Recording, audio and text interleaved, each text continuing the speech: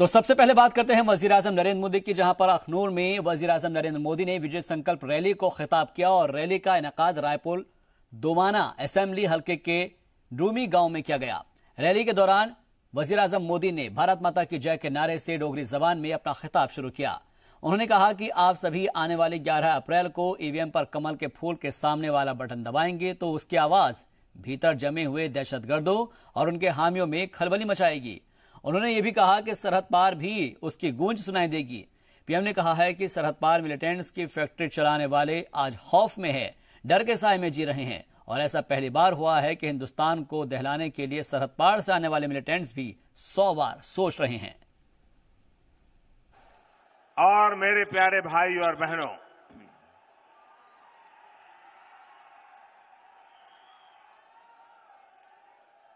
मैं बड़े भाग्य आला कि मिगी अज दोबारा मौका लग्या कि मैं मां वैष्णो देवी के चरणों विच मत्था टेक सकिया। मैं बाबा जित्तो जी की भी चुकिए प्रणाम करना। वीर डोगरों की धरती को आपके इस चौकीदार का प्रणाम। आने वाली 11 अप्रैल को आप जब ईवीएम का बटन कमल के फूल के सामने दबाएंगे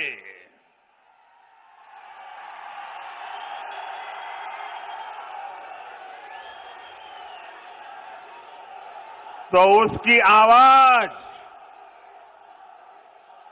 देश के भीतर जमे आतंकियों के और आतंकियों के साथियों में खलबली मचाएंगे ही। लेकिन बात यहां अटकेगी नहीं, सीमा पार भी उसकी गुंज सुनाई देगी।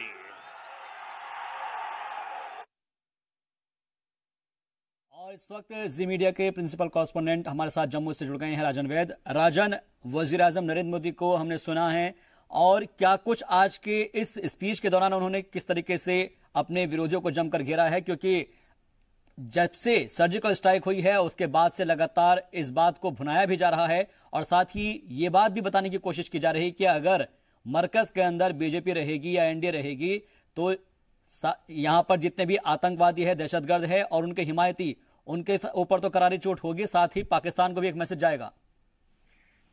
जी शाहबाज, आपने बिल्कुल सही कहा। देखिए, जिस तरह की उम्मीद थी प्रधानमंत्री ने सीधा निशाना जो है पाकिस्तान के ऊपर साधा, उसके साथ साथ ही उन्होंने ये भी वाजे कर दिया कि जो भी लोग मुलविस हैं जिस तरह से एनआईए ने कार्रवाई की कश्मीर घाटी के अंदर, उसके बारे में भी उन्होंने बोला कि जो ये कार्रवाई है वो चलती रहेगी, जिसके बाद जो एक खौफ है, जो टेररिज्म को, जो मिलिटेंसी को बढ़ावा देने वाले लोग हैं, उनमें एक खौफ है। वही नेशनल कॉन्फ्रेंस, पीडीपी और कांग्रेस को भी ये उन्होंने टारगेट किया। उन्होंने कहा कि ये जो पार्टियां हैं हमेशा पाकिस्तान की भाषा बोलती हैं, ये वही भाषा बोलती हैं जिससे तालियां पाकिस्तान में बजती हैं। तो लोगों को जिस तरह की उम्मीद थी प्रधानमंत्री से, उसी तरह का जो भाषा का जो प्रयोग है प्रधानमंत्री ने किया। उन्होंने ये वाजे कर दिया कि केवल बीजेपी ही ऐसी पार्टी है जो राष्ट्रवादी पार्टी है और जो खासकर जो भारत विरोधी जो ताकतें हैं उनको अगर नेस्तो नबूद करना है तो बीजेपी को लाना होगा।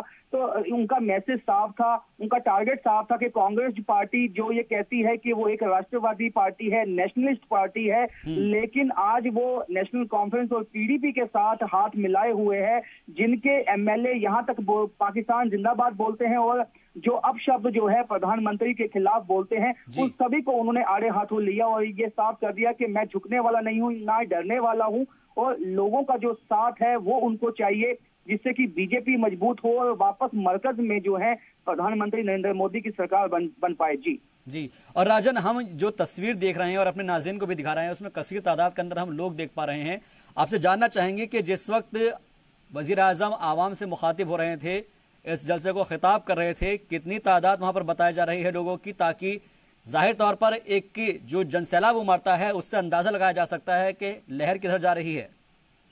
ये देखिए, अभी जो ग्राउंड था वो बहुत छोटा था, उस हिसाब से हालांकि लोग जो सामने घर थे उनकी छतों के ऊपर भी हमें चढ़े हुए दिखाई दिए, और जो जो जो हॉल था, जो ग्राउंड था, वहां पे इतने लोग थे कि पैर रखने की जगह तक नहीं थी। तो ये अगर हम अंदाजन बताएं तो 1 लाख से भी ज्यादा जो है लोग एक इस छोटे से गांव में इकट्ठे हुए थे। ये डूमी जो गांव है ये कोई बहुत बड़ा गांव नहीं है, ये एक छोटा सा गांव है, और यहाँ पे इतने लोग इकट्ठे होना वाकई ही मायने रखता है। और बिल्कुल हम आज कह सकते हैं जो हवा है वो बीजेपी के पक्ष में है, और प्रधानमंत्री ने जिस तरह से यहाँ रैली की है उसके बाद जो है काफी जोश देखा गया है। जो यहाँ के जुगल किशोर जो यहाँ से बीजेपी के कैंडिडेट हैं, और उनका भी यही कहना है कि अब जिस तरह से उन्होंने लोगों का जोश देखा है, और उनको उम्मीद है कि वो अच्छे वोटों से है जो वो जीतेंगे।